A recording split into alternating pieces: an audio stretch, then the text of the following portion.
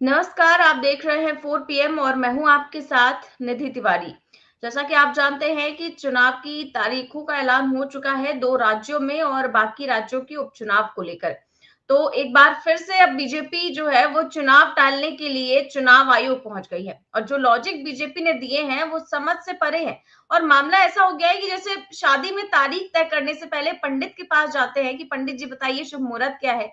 तो चुनाव आयोग को भी शायद चुनाव की तारीखों के ऐलान के पहले बीजेपी के पास जाना चाहिए कि बताइए भाई शुभ मुहूर्त क्या है। उसी पर सलाह मशवरा करके उनको तारीख रखनी चाहिए, क्योंकि बाद में तो बीजेपी की मांग जब मानी जाती है तो विपक्षी नेता आवाज उठाने लगते हैं, आरोप लगाते हैं कि चुनाव आयोग तो बीजेपी के कहने पर सब कुछ कर देता है।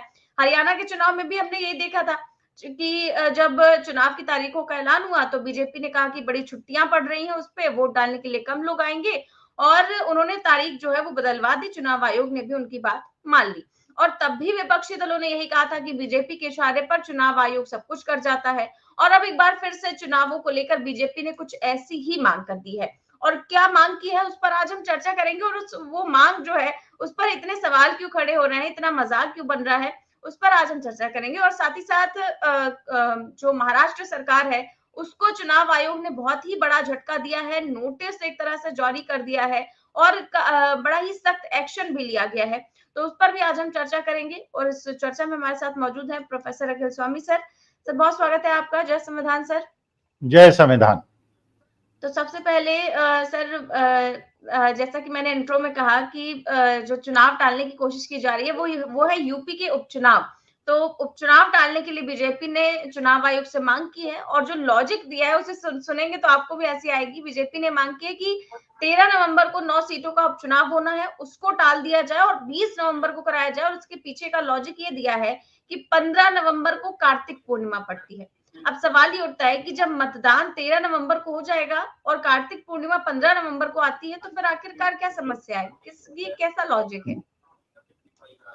देखिए, मुझे ऐसा लगता है निधि, भारतीय जनता पार्टी एक मैसेज देना चाहती है इंडिया अलायंस को और हम लोगों को, यूट्यूबर्स को।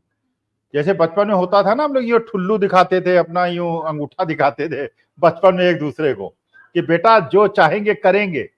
और भारतीय जनता पार्टी वही कर रही है।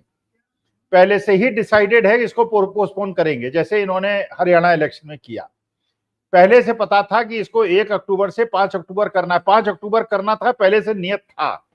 1 अक्टूबर केवल इसलिए लिखाया था कि अंगूठा दिखा रहे थे इंडिया के गठबंधन को और हम लोगों को, बेटा तुम लोग कुछ करते रहो, करूंगा वही जो भारतीय जनता पार्टी चाहेगी। जो करना है कर लो, तुम्हें जो करना है कर लो, हम तो वही करेंगे जो मोदी जी कहेंगे, जो अमित शाह जी करेंगे। वास्तविकता ये।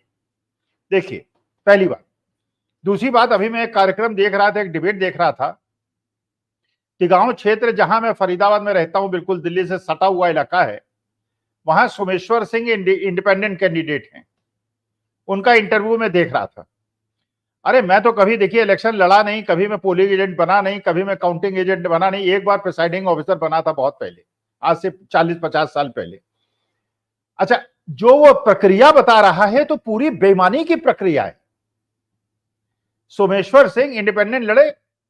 वो बताते हैं कि साहब, जहां पे स्ट्रांग रूम से ईवीएम निकल के आती हैं और जिन मेजों पे रखी जाती हैं, एक बार मैं इलाहाबाद के अंदर, एक वहां के कलेक्टर जान पहचान के थे तो मैं ऐसे ही चला गया था। वहां देखा कि सारे लोग जो उनके रिप्रेजेंटेटिव्स होते थे कैंडिडेट्स के, वो देखते थे, उनके सामने वोट काउंट होते थे। अब ये बता रहे हैं सोमेश्वर सिंह, इनको तो मंच पे बिठा दिया गया, सारे कैंडिडेट्स को बीच में लोहे का जंगला लगा दिया गया और उस पार जो है वो ईवीएम काउंट हो रहे हैं। अच्छा, जब इनको बताया जाता है कि साहब पहले राउंड में इतने वोट पड़े, तो ललित नागर जो इंडिपेंडेंट कैंडिडेट थे, वो सोमेश्वर सिंह ने कहा कि साहब ये गलत है, हम इसकी रिकाउंटिंग चाहते हैं। तो रिटर्निंग ऑफिसर ने कहा, अरे अब तो 1 नंबर की हमने आपको बताई, अभी तो 5वां नंबर चल रहा है, अब पीछे नहीं जाएंगे, अब पूरा हो जाने दीजिए, उसके बाद आप अपनी रिटर्न एप्लीकेशन लगाइएगा, तब सोचेंगे। अच्छा, फिर ललित नागर ने फिर कहा, उन्होंने कहा साहब ये जो क्षेत्र है, जो ये पोलिंग बूथ है, इसके अंदर ये लीड जो आप दिखा रहे हैं गलत है, ये लीड हो ही नहीं सकती, इसकी रिकाउंटिंग कराइए। तो उन्होंने कहा, अरे साहब ललित साहब, 25,000 वोट से आप लैग कर रहे हैं, 25,000 वोट से। अगर 20,000 वोट आपको मिल भी गए तो आप 5,000 वोट से हार जाएंगे, तो काहे के लिए रिकाउंटिंग कराते? इसका मतलब बेईमानी है। मैंने रिटर्निंग ऑफिसर ऑन रिकॉर्ड मान रहा है कि बेईमानी है। 20,000 तक तो हेरा फेरी हो सकती है भैया, 20,000 तक हम कर सकते हैं, 25,000 नहीं कर सकते। क्या लॉजिक है? अच्छा, फिर सोमेश्वर सिंह ने एक और बात कही। उन्होंने कहा सारे के सारे मोबाइल जो है बाहर रखवा लिए जाते हैं। भाई हम भी कहीं वीआईपी एरिया में जाते हैं, हमारे मोबाइल बाहर रखा लिए जाते हैं। सारे मोबाइल जो है रिटर्निंग ऑफिसर्स के पास रहते हैं। तो कह रहा है हमारे पास एविडेंस क्या है, हम कोर्ट में किस एविडेंस पे जाए? फिर कोर्ट कहेगा साहब एविडेंस दीजिए, जैसे भक्तगढ़ में हमसे कहते हैं एविडेंस लाओ ना, कोर्ट जाओ ना, एविडेंस लाओ ना, कोर्ट जाओ ना। अरे जब मोबाइल नहीं ले जाने की अनुमति है तो एविडेंस कहां से लाए? तो वो सोमेश्वर सिंह कह रहे हैं हाई कोर्ट में हम रिट लगा रहे हैं, सुप्रीम कोर्ट में हम कह रहे हैं भैया जो सीसीटीवी है वो बताई जाए। इसका मतलब यह है कि पूरा का पूरा प्रोग्राम रिग्ड है। जब काउंटिंग एजेंट को वहां बिठाने का फायदा क्या है? फिर अगर काउंटिंग एजेंट ईवीएम मशीन के पास नहीं है, उसके बीच में लोहे की जाली लगा दी गई है और वहां पे केवल सरकारी अधिकारी हैं जिनको ये धमकी दी गई बेटा जो बोलेगा उसको ईडी बंद कर देगी, उठा के जरा औकात में रहना, और रिटर्निंग ऑफिसर अपना बना दिया, तो लोकतंत्र की हत्या तो हो चुकी है। देखिए अब देश में निधि, मैं तो बिल्कुल ये स्पष्ट मानता हूं, अब हमें लोकतंत्र की बात करना बंद करना पड़ेगा। मैं तो जय संविधान कहता रहूंगा, तुम भी जय संविधान कहती रहना।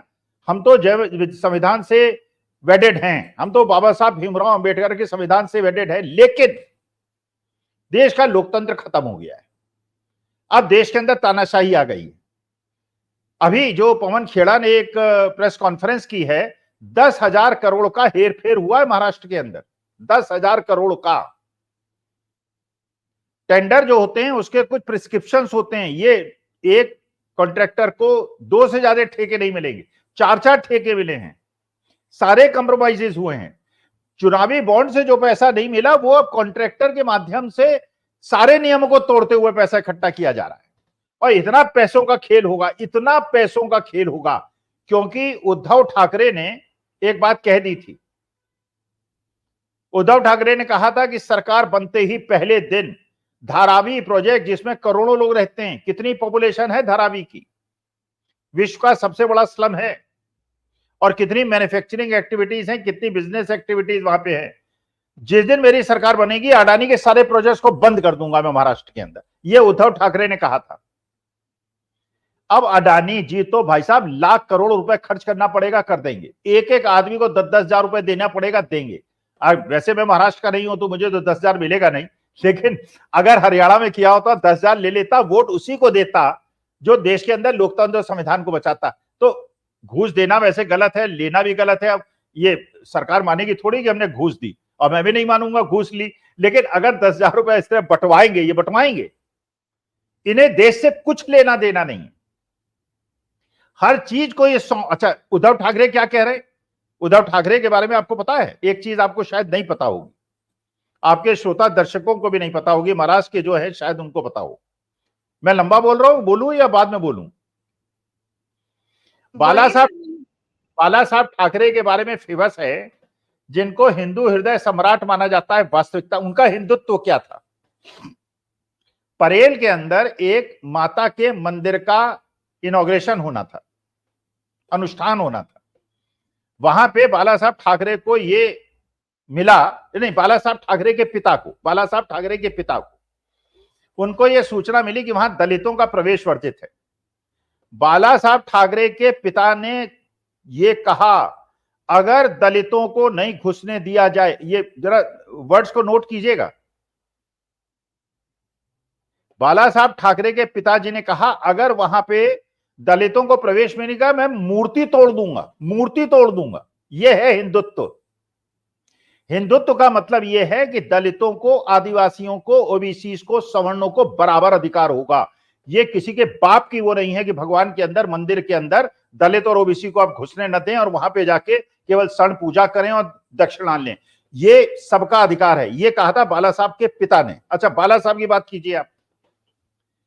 बाला साहब ठाकरे के बारे में उन्होंने दलितों की आवाजों के ऊपर जिस प्रकार से आवाज उठाई थी, उद्धव ठाकरे के बारे में फेमस है एक मुसलमानों की 50-60 हजार की भीड़ थी, वो उसको कह रहे थे। उद्धव ठाकरे ने कहा मेरा हिंदुत्व कैसा है और इन लोगों का हिंदुत्व कैसा है। उन्होंने कहा मेरा हिंदुत्व ऐसा है कि सबको नौकरियां मिलेंगी। अगर मुसलमानों की अजान पे या किसी ने रोक लगाई तो उद्धव ठाकरे सबसे आगे खड़ा मिलेगा। यही मेरा हिंदुत्व है। मैं राहुल गांधी की उस बात का समर्थन नहीं करता जो हिंदू और हिंदुत्व में भेद करते हैं। मैं हिंदू भी हूं और हिंदुत्व में बिलीव भी करता हूं। हिंदुत्व का मतलब यह है कि सभी धर्मों का सम्मान, स्वामी विवेकानंद ने जो कहा था वही सम्मान को। देखिए, मैं तो अब आजकल शिवानी जी को सुन रहा हूं जो ब्रह्म कुमारी हैं, निधि, बड़ी अच्छी उनकी बात लगी। वो कहते हैं निधि एक आत्मा है, अखिल स्वामी एक आत्मा है, जितने हैं ये पशु पक्षी जितने हैं सब आत्मा हैं। अगर ये आत्मा है तो निधि की आत्मा और जो आत्मा है वो निर्विकार होती है, वो नश्वर होती है हिंदू धर्म के अनुसार। तो भैया दलितों की आत्मा क्या अलग है क्या? मुसलमानों की आत्मा अलग है क्या? तो भगवान कृष्ण को नहीं मानते क्या? अरे हम तो भैया, मेरे घर कभी आओ तुम, वहां पे 50-60 तोते रोज खाना खाने आते हैं, कुत्ते आते हैं। हम लोग कुत्तों को, स्ट्रीट डॉग्स को फीड करते हैं क्योंकि हम हिंदू हैं।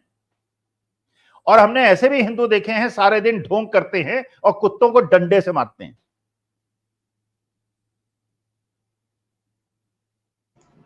बिल्कुल सर, आपने बहुत अच्छी-अच्छी बातें कही। दोबारा हम अगर अपने टॉपिक पर आए तो जैसे कि बीजेपी ने जो लॉजिक दिए हैं कि ऐसे तो फिर भारत में कोई ना कोई त्योहार आता ही रहता है। क्या चुनाव आयोग अब इन सब बातों का भी ख्याल रखे? क्या बीजेपी से चुनाव आयोग को पूछना चाहिए कि कोई त्योहार तो नहीं पड़ रहा है इस तारीख पर? और वैसे तो बहुत ज़्यादा मंथन भी होता होगा कि चुनाव का की तारीखों का ऐलान करने से पहले। ऐसा तो है नहीं कि ऐसे ही कोई भी तारीख डिसाइड कर ली जाती है। तो कायदे से तो चुनाव आयोग को उपचुनाव की तारीख बिल्कुल नहीं टालनी चाहिए, वरना मजाक बन जाएगा कि अभी कुछ दिन पहले तो हरियाणा में बीजेपी की मांग को माना गया था, चुनाव टाल दिए गए थे, उस बात का भी कोई लॉजिक नहीं था, और अब इस बात का भी कोई लॉजिक नहीं है। अरे मजाक करके कर क्या लेंगे आप मजाक उड़ाकर, आप ये बताकर कि सारी हेरा फेरी हो रही है, खुलेआम हेरा फेरी हो रही है, निधि आप कर क्या लेंगे? अंत में तो वो कह देंगे चीफ इलेक्शन कमिश्नर साहब कि लोगों का काम है कहना, हम तो भैया बिल्कुल निष्पक्ष हैं, हमने अपने को गारंटी दे दी, हमने अपने को सर्टिफिकेट दे दिया और चीफ जस्टिस साहब भी चुप हो जाएंगे। अभी तक महाराष्ट्र के अंदर अवैध है कि वैध है इसका निर्णय नहीं हुआ है, 4 साल हो गए हैं। एनसीपी टूटी है, 4 साल हो गया, निर्णय नहीं हुआ है। शिवसेना टूटी है, 4 साल हो गया, निर्णय नहीं हुआ है। चुनाव आयोग ने कह दिया शिवसेना जो है एकनाथ शिंदे की है और अजीत पवार उसके हैं। कोई कोर्ट आपका मदद, आप करते रहो मजाक, हु केयर्स? जंगल में मोर नाचा किसने देखा, हु केयर्स? आपके श्रोता दर्शक भी कहते हैं हल्ला मचाना चाहिए, हल्ला मचाना चाहिए। अरे हल्ला मचाओगे, 4 डंडे लगाएंगे, देश विरोधी कह के जेल के अंदर डाल देंगे, एनकाउंटर कर देंगे, मार देंगे।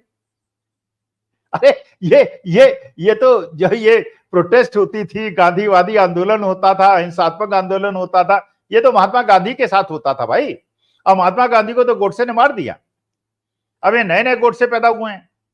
अब कोई इनसे पूछे निधि तुम बताओ खुद, अगर बहराइच की घटना को हम लोगों ने वीडियो में देखा है,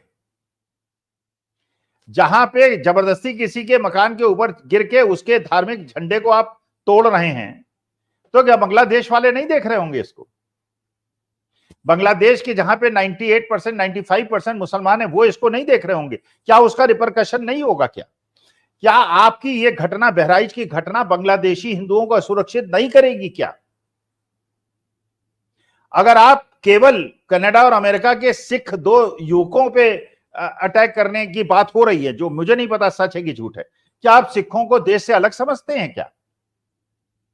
और इंटरनेशनल गैंगस्टर की मदद लेते हैं क्या उसमें? मुझे नहीं पता हुई है कि नहीं हुई है, आरोप जो लग रहा है मैं उसकी बात कर रहा हूं। इसका मतलब यह है कि आप विदेश में बसे हुए हमारे हिंदू, मेरे खुद बच्चे विदेश में रहते हैं, हर घर के बच्चे विदेश में रहते हैं।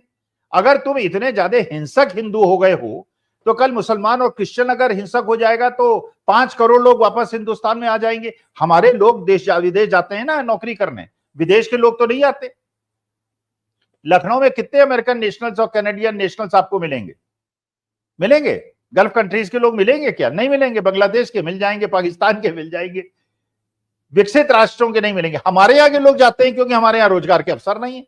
अगर उनको मार मार के वापस भेजा गया तो भैया ऐसा क्यों करते हो, कोएग्जिस्ट करो, प्यार मोहब्बत से रहो, मुसलमानों को भी ट्रीट करो अच्छी तरह, क्रिश्चियनों को भी करो, सिखों को भी करो, वो हमें ट्रीट करें, हम उन्हें ट्रीट करें, हम ईद मनाएं, वो दिवाली होली मनाएं, वो गुरु पर्व मनाएं, प्यार मोहब्बत से सब लोग रहें, क्या परेशानी है। लेकिन अपना हिंदुत्व तो अगर इस प्रकार एग्रेसिव कर दोगे, भाई हमारे पूर्वजों ने, हमारे सनातन धर्म हजारों लाखों साल से चला आ रहा है, इसीलिए चला आ रहा है कि हम लोग असली सनातन जो है वो सहने वाला है, वो प्यार मोहब्बत बांटने वाला है। अब उसे एग्रेसिव बनाओगे तो दूसरी तरफ के लोग भी एग्रेसिव हो जाएंगे, फिर हल्ला मचाओगे, साहब बांग्लादेश मार रहा है, बांग्लादेश मार रहा है। अरे वो मार रहे, तुम क्यों दूसरे की छत पे चढ़ रहे हो भाई? कल वो तुम्हारी हमारे मंदिर पे घुसेंगे, उसकी वीडियो हमें दिखाओगे तो हमारा खून खौलेगा। लेकिन हमारे देश में बहराइच के अंदर होता है तो भी हमारा खून खौलता है। भाई उनको अपनी मस्जिद में काम करने दो, हरा झंडा लगाने दो, कौन सा पाकिस्तान का झंडा लगा रहे हैं, वो तो उनका धार्मिक है। हम तिरंगा लगाते हैं, मेरे घर में आज भी तिरंगा लगा हुआ है, पीछे भी तिरंगा है, तिरंगा हमारी आन बान शान है। अगर कोई तिरंगे पे आक्रमण करेगा तो मेरी भी आत्मा जो है वो डोल जाएगी। जी बिल्कुल सर। और देखिए इस बार लोकसभा चुनाव में हमने देखा था कि यूपी में सबसे बड़ा झटका लगा था बीजेपी को, और शायद यूपी ही वो राज्य था जिसकी वजह से बहुमत नहीं मिल पाया बीजेपी को। और यही वजह है कि यहाँ पर उपचुनाव में जो है एक एक सीटों पर दो दो मंत्रियों को लगाया गया है, जो 10 सीटों पर उपचुनाव होने हैं। और यही चुनाव जो है वो आगे बढ़ाने की बात करी जा रही है। तो जो उपचुनाव है 9 सीटों के, पहले 10 पे होने थे, अब 9 पे ही होना है। तो योगी जी के लिए आपको नहीं लगता कि ये आखिरी मौका है अपने आप को साबित करने का? क्योंकि जिस तरीके से फ्लॉप रहा यूपी लोकसभा चुनाव में बीजेपी के लिए, तो इस बार योगी जी बिल्कुल जी जान लगा रहे हैं, मंत्रियों को उतार दिया है, भाजपा अध्यक्ष को उतार दिया है, पूरी फौज लगा दी है। इसके बाद भी क्या आपको लगता है रिजल्ट क्या आएगा? रिजल्ट वही आएगा जो अमित शाह चाहेंगे। देखिए केवल 2 स्टेट की वजह से 240 सीट पे रह गए, महाराष्ट्र और उत्तर प्रदेश। उत्तर प्रदेश में इसलिए रिगिंग नहीं की क्योंकि योगी आदित्यनाथ की अमित शाह जी से नहीं पटती है, अभी भी नहीं पटती है। तो अगर योगी आदित्यनाथ को कुर्सी से हटाना है, अमित शाह ने डिसाइड कर लिया, तो योगी जी कुछ कर लें, इलेक्शन हार जाएंगे, क्योंकि होगा वही जो अमित शाह चाहेंगे। रिगिंग वहीं होगी जहां अपने लोगों को एडजस्ट करना है, और रिगिंग जिता देंगे वहां पर जहां पे अपोजिशन को मजबूत करना। ऐसा नहीं है, हो सकता है कि वहां पे कर्नाटका और हिमाचल प्रदेश में 2-4 बीजेपी के नेताओं को किनारे लगाना हो अमित शाह को, इसलिए वहां कांग्रेस को जीतने दिया। तेलंगाना में इसलिए जीतने दिया कि 2-4 बेटा बहुत उछल रहे हो, तुमको अभी किनारे लगाता हूं मैं। इलेक्शन तो जीती गए, गवर्नमेंट तो बनी गई ना। तो उत्तर प्रदेश के अंदर अब देवेंद्र फडणवीस को किनारे लगा दिया, महाराष्ट्र के अंदर। भाई आप खुद सोचिए, जो ये लॉरेंस बिश्नोई ने जिम्मेदारी ली है, जो अहमदाबाद जेल में बैठा है गुजरात के अंदर, ये बाबा सिद्दीकी को उसने मरवाया है, तो फायरिंग लाइन में कौन है? देवेंद्र फडणवीस है। देवेंद्र फडणवीस भी अपने को बहुत बड़े नेता, प्राइम मिनिस्टर बनने के चक्कर में थे, जैसे योगी आदित्यनाथ प्राइम मिनिस्टर बनने के चक्कर में तो अमित शाह ने। अब योगी आदित्यनाथ से अगर दोस्ती हो जाएगी तो यहाँ बीजेपी को वो ब्रिगिंग करके जिताना है, कोई जनता के वोट से तो जिताना नहीं है, रिगिंग करके जिता देंगे। नहीं योगी जी से पटरी बैठी तो हरा देंगे। ठीक है सर, आते हैं अपनी अगली खबर पर। और ये खबर महाराष्ट्र से है, क्योंकि चुनाव की तारीख आते ही शिंदे सरकार जो है वो मुश्किलों में घिरते हुए दिखाई दे रही है। चुनाव आयोग जो है उन्होंने एक्शन लिया है और महाराष्ट्र सरकार के खिलाफ जांच शुरू होने जा रही है, क्योंकि 15 अक्टूबर को जब 3:30 बजे चुनावों की घोषणा हुई, तो घोषणा के बाद महाराष्ट्र सरकार ने अपनी सरकारी वेबसाइट पर करीब 200 सरकारी प्रस्ताव और नियुक्तियां जारी कर दी। जबकि चुनाव आयोग की पीसी के बाद जो मुख्य निर्वाचन अधिकारी है उनके कार्यालय से राज्य सरकार को एक पत्र भेजा गया था, जिसमें जो आचार संहिता है वो लागू होने के बाद किसी भी सरकारी फैसले आदेश को प्रकाशित ना करने का आदेश दिया गया था। लेकिन सरकार ने इस आदेश को नहीं माना, बल्कि फैसले को लागू भी किया और टेंडर भी निकाले। और इसे चुनाव आयोग ने अब आचार संहिता का उल्लंघन बताया है, और साथ ही मामले को गंभीरता से लेते हुए शिंदे सरकार को विस्तृत रिपोर्ट भी पेश करने को कहा है। और इस रवैये के बाद अब जो सरकार है उसने जो है वेबसाइट पर जो जारी किया था, जो कुछ भी टेंडर वेंडर, वो सब कुछ रद्द कर दिया है, फैसले रद्द कर दिए गए हैं। लेकिन सवाल ये उठता है कि जब पत्र जारी कर दिया गया था सरकार को, तो आखिरकार उसके बाद क्यों ये भर्तियां जारी की गई, टेंडर वेंडर जारी किए गए? देखिए, चुनाव आयोग कुछ नहीं करेगा, क्योंकि ये भारतीय जनता पार्टी की सरकार है, इसलिए बहुत ज्यादा होगा। चुनाव आयोग एक चेतावनी दे देगा भारतीय जनता पार्टी को, शिवसेना को, महायुति को, एक चेतावनी दे देगा। यही अगर कांग्रेस की किसी सरकार ने की होती तो प्राइम मिनिस्टर से इस्तीफा ले लिया। आपको याद होगा रायबरेली के अंदर जब इंदिरा गांधी का केस हुआ था, जब इमरजेंसी लगी थी, उसका कारण क्या था? कारण यह था कि यशपाल कपूर जो थे वो एक सरकारी कर्मचारी थे, और सरकारी कर्मचारी के रूप में इंदिरा जी की सभा का अरेंजमेंट करते हुए यह सिद्ध हो गया था कि इंदिरा जी की सभा का अरेंजमेंट वो कर रहे थे, जबकि वो सरकारी अधिकारी थे। यही जेएमएल सिन्हा साहब की, जस्टिस जेएमएल सिन्हा की कोर्ट में गया कि देखिए सरकारी अधिकारी की मदद ले रहे हैं, और इंदिरा जी का चुनाव जो है निरस्त हो गया था। उस जमाने में हाईकोर्ट की अपनी हैसियत हुआ करती थी, और उसके बाद इमरजेंसी लग गई और देश के अंदर ये सब कुछ हो गया। अरे ये भारतीय जनता पार्टी की सरकार है, और यहां पे बिल्कुल स्पष्ट मान लीजिए कुछ नहीं होगा। चुनाव आयोग एक चेतावनी देगा, आगे से ऐसा मत कीजिएगा, और उसके बाद रिगिंग करा देगा। और इसलिए गवर्नमेंट बनाई गई है कि सरकारी अधिकारी और पुलिस अधिकारी सब उनको रिपोर्ट करें, और फिर अडानी जी का पैसा तो है ही, पानी की तरह बहेगा। महाराष्ट्रियों से कहता हूं, भैया जो घर आए लक्ष्मी को अपमानित मत कीजिएगा, ले लीजिएगा, वोट उसी को दीजिएगा जो वहां पे उद्योग स्थापित करे, जो सामाजिक सौहार्द पैदा करे, क्योंकि सारी महाराष्ट्र की इंडस्ट्री गुजरात जा रही है। अगर आपको जरा भी महाराष्ट्र की, और जय महाराष्ट्र आप कहते हैं, और महाराष्ट्र की आपको प्रतिष्ठा का ध्यान है, तो गुजरात अगर नहीं भेजना है सारी इंडस्ट्री को, लेकिन पैसा आए तो ले लेना। ये वो तो नहीं है, कोई कानून का उल्लंघन तो नहीं है। अरे नहीं सर, बिल्कुल नहीं। आप तो वैसे ही पोल खोल रहे हैं नहीं नहीं, सरकारों कल ये की। कहें कि साहब आप घूस लेने के लिए प्रेरित कर रहे हैं, अब वो घूस दे रहे हैं, कहां दे रहे हैं? वो कहेंगे हमने दी नहीं, हम कहेंगे हमें ली नहीं। बस प्रूव हो सरकारी। जाएगा तो कहेंगे पहले उनको बंद कीजिए फिर हमें बंद कीजिए। हमें क्या, आके दे रहे थे हमने ले लिया, मिठाई खा ली, हमें क्या है। बिल्कुल सही बात है सर। और अब जैसा कि आपने शुरू में बताया था पवन खेड़ा को लेकर कि उन्होंने एक प्रेस कॉन्फ्रेंस की है, तो चुनाव से ठीक पहले उन्होंने, कांग्रेस ने महायुति सरकार पर बहुत ही गंभीर आरोप लगाए हैं। क्या आरोप लगाए हैं, उनका बयान है, वो सुनवाते हैं। बचपन से सुनते आते हैं कि जब भी कोई चोर बड़ा खजाना, बैंक, ट्रेजरी लूटने जाता है तो वो सुरंग बना के उसके अंदर घुसता है। जब किसी बैंक में सामने के दरवाजे से आना मुश्किल हो तो एक सुरंग बनाता है चोर, और बैंक के अंदर लॉकर्स जहां होते हैं वहां घुस जाता है। और अक्सर हमने ये भी सुना है कि वो चोर बैंक के चौकीदार से जरूर मिला होता है, चौकीदार उसको गूढ़ रहस्य बताता है। The guard of the bank normally helps the thief to get into the bank through a tunnel route. What has happened now in Maharashtra is also something similar. जो महाराष्ट्र की महायुति सरकार ने किया है वो लगभग ऐसा ही एक काम है, कांड है, डाका है, चोरी है, और एक बहुत बड़ा घोटाला है। 10,000 करोड़ की ये डकैती सरकार ने खुद करवाई है। मैं दोहराना चाहता हूं, I would like to repeat, this massive scam of 10,000 crore rupees has been sponsored by the government of Maharashtra. आप लोग सोचेंगे ये कैसी बातें कर रहा हूं,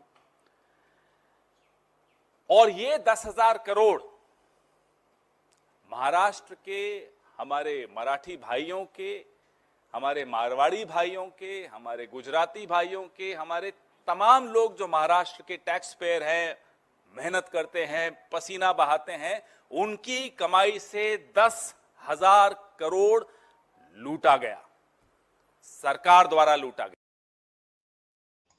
सर ये तो बहुत गंभीर आरोप है, 10,000 करोड़। मतलब ये तो बहुत बड़ा अमाउंट है और ये आरोप जो है चुनाव से ठीक पहले कुछ असर डाल पाएंगे क्या? आप 10,000 करोड़ की बात कर रहे हैं, बहुत बड़ा अमाउंट है। मेरे लिए तो 1 लाख रुपए बहुत बड़ा अमाउंट है, इनके लिए 10,000 करोड़ बहुत मामूली अमाउंट है। इतना तो ये जेब झाड़ दें भारतीय जनता पार्टी वाले तो 20-25 हजार करोड़ तो इनकी जेब से निकल आए। ये बड़ी छोटी चीज है 10,000 करोड़ भारतीय जनता पार्टी के लिए। देखिए, असली जो इस समय चुनौती है महाराष्ट्र की जनता के पास, वो ये है कि अगर सारी इंडस्ट्री को गुजरात देना चाहते हो, अगर पूरी मुंबई की जो लाखों करोड़ों की संपत्ति है वो अडानी जी को दे दी गई है रीडेवलपमेंट के नाम पे, सब कुछ उन्हीं को दे दिया गया है। अगर चाहते हो, अब मुश्किल यह है ना कि देखिए हरियाणा के लोगों को भी हमने बहुत समझाया था, अगर चाहते हो। अब जनता कह रही भैया वोट तो कांग्रेस को दिया, जीत भारतीय जनता पार्टी गई, तो हमारी गलती कहां है? वही महाराष्ट्र वाले कहेंगे बेचारे। अच्छा, हमारी जनता को भी देखिए, मेरे को बड़ा गर्व था महात्मा गांधी के असहयोग आंदोलन का, फलाना ठिकाना, मैं भी सोचता था, मेरे को भी वीर रस जागृत हो जाता था। अब मुझे लग रहा है भैया बड़ी, अब कहना नहीं चाहिए, देशवासी बुरा मान जाएंगे, फिर कुछ कह देंगे, ट्रोल बोल करने लगेंगे। है नहीं दम, है नहीं दम।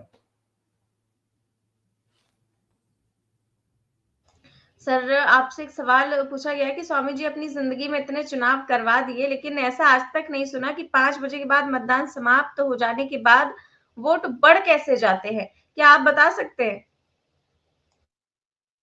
अब ये कई बार बता चुका हूं भैया। देखिए, कोई चौकीदार नहीं है, कोई चोर नहीं है, सारे मौसेरे भाई हर जगह कुर्सी पे बैठे हुए हैं, हर शाख पे उल्लू बैठा है, अंजाम गुलिस्तान क्या होगा। देखिए, इसीलिए आज तक हिंदुस्तान की हिस्ट्री में कभी नहीं हुआ है। देखिए, अच्छा, एक और सोशल मीडिया के अंदर झूठ फैला रही है, आपके दर्शक श्रोता नोट कर लें। ये जो कनाडा के प्राइम मिनिस्टर हैं ट्रूडो साहब, उनके एक चीज को मिसकोट कर रहे हैं। ये दिखा रहे हैं कि ट्रूडो ने एक स्टेटमेंट दिया है कि जो मैंने आरोप लगाए हैं इसके बाद मेरे पास इसकी पुष्टि नहीं हो रही है। ये चला रहे हैं सोशल मीडिया में, आपने देखा होगा व्हाट्सएप पे और फेसबुक पे, और खूब उसे आईटी सेल घुमा रहा है ट्रूडो के स्टेटमेंट को। वो जो ट्रूडो साहब का स्टेटमेंट घुमा रहे हैं वो है अगस्त सितंबर 2023 का। उस समय ट्रूडो ने कहा था कि मैं जो आरोप लगा रहा हूं ये मेरा संशय है और मेरे पास इसके सब्सटेंशियल प्रूफ नहीं है। और अब जो उन्होंने आरोप लगाया, उन्होंने कहा मेरे पास सब्सटेंशिएटेड प्रूफ हैं। और अमेरिका भी कह रहा है कि हाँ, जो ट्रूडो कह रहे हैं उन्होंने हमें शेयर किया है हमसे इंफॉर्मेशन, और जो आरोप उन्होंने लगाए हैं वो प्रूव्ड हैं। अमेरिका भी कह रहा है। हमारे देशवासियों को, भारतवर्ष को, अगर लोग ये कहें कि दूसरे देश में घुस के दूसरे देश के निवासियों को मारने का अधिकार है, भाई निधि, भाई देखिए, जो एक मारा गया कनाडा में और जिसपे वो आरोप, अगर भाई वो हिंदुस्तान के नागरिक होते मान लीजिए, या किसी दूसरे देश के नागरिक होते और अमेरिका में जाके छुपे होते, तो हो सकता है ओसामा बिन लादेन की तरह जो इंटरनेशनल टेररिस्ट था, अमेरिका ने घुस के मार दिया। लेकिन उस देश के नागरिक को जो इंटरनेशनल टेररिस्ट डिक्लेयर नहीं है, अगर उसने अपने देश का कोई कानून नहीं तोड़ा है तो हम घुस के मारें, इसका माने निधि और मैं और आप पाकिस्तान चीन की रोज बुराई करते हैं, पाकिस्तान चीन हमें घुस के मार सकता है क्या? ये किसी की सॉवरेनिटी पे हमला नहीं है क्या? आप कैनेडियन अमेरिकन नेशनल को बिना वहां की पुलिस एजेंसीज की सूचना के वहां जाके टेररिस्ट अटैक से उसको मरवा दें? अगर मरवाया है तो, मुझे नहीं पता मरवाए कि नहीं, लेकिन जो आरोप लग रहे हैं वो तो यही है। इसका माने आप जो है बिल्कुल उसी प्रकार से कर रहे हैं जैसे तालिबान और पाकिस्तान करता है। तो हमारा जो सनातन धर्म है, उसकी जो मूल भावनाएं हैं, उसका तो उल्लंघन आप कर रहे हैं। भाई, हमने हमेशा से नीति बनाई, हमारे घर में घुसोगे टांग तोड़ देंगे, हम नहीं किसी के घर में घुसेंगे। अब आप कह रहे हैं नहीं हम तो घुस के मारते हैं। अरे यार, तो अमेरिका को मारते हो, वहां पे कनाडा को मारते हो, जरा चीन को जाके वहां के प्रेसिडेंट को उसे झूला झुलाते हो। इसका माने कोई चीन से अंडरस्टैंडिंग हो गई है क्या कि कनाडा, अमेरिका और सारे वेस्टर्न वर्ल्ड से पंगा लेके चीन से कोई दोस्ती निभा रहे हो क्या? कोई सेटिंग हो गई है क्या? बिल्कुल सर, सोचने वाली बात है और मुझे लगता है कि जनता भी जरूर सोचेगी। तो बहुत बहुत अरे शुक्रिया। जनता क्या करेगी निधि, ये बताओ, जनता बेचारी क्या करेगी? जनता वोट देगी, फिर उसके बाद बीजेपी जीत जाएगी। हाँ अरे सर, जनता क्या करे यार, जनता का क्या दोष है? बिल्कुल सर। बहुत बहुत बहुत शुक्रिया सर। तो आप देख रहे थे आज की चर्चा। जिस तरीके से बीजेपी पहुंची है चुनाव आयोग, तो सवाल उठता है कि क्या चुनाव आयोग इस मांग को मानेगा या नहीं मानेगा। और एक बार फिर अगर मांग मान ली जाती है तो क्या चुनाव आयोग से सवाल नहीं किए जाएंगे, क्योंकि चुनाव की तारीखों का ऐलान जब किया जाता है तो एक लंबा चौड़ा मंथन होता है। अब क्या बीजेपी से सलाह लेकर उस मंथन पर एक बार फिर से चुनाव आयोग को आत्म मंथन करना पड़ेगा, ये बड़ा सवाल उठता है। तो इसी को लेकर आज हमने चर्चा की। कैसी लगी आपको हमें कमेंट बॉक्स में जरूर बताएं। चैनल को सब्सक्राइब भी करें और ज्वाइन भी। नमस्कार।